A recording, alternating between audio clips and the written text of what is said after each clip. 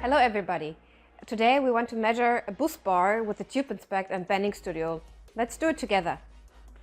So, first of all we have to import the step file of the bus bar. You just have to choose the right step file or IGES file. Import it. Then we have here the functionality of the cut wizard, the automatic import with geometry.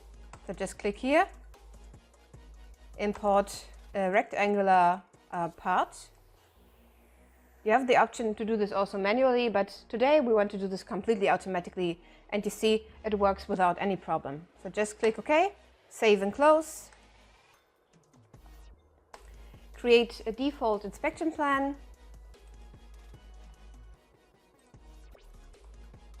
Then you can jump directly to measuring.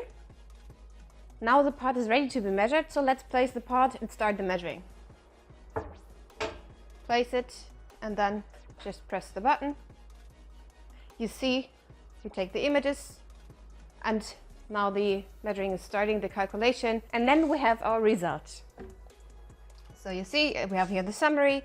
After we confirm the measurement, we see on the screen the part is out of the tolerance. We can export a report and then it's done.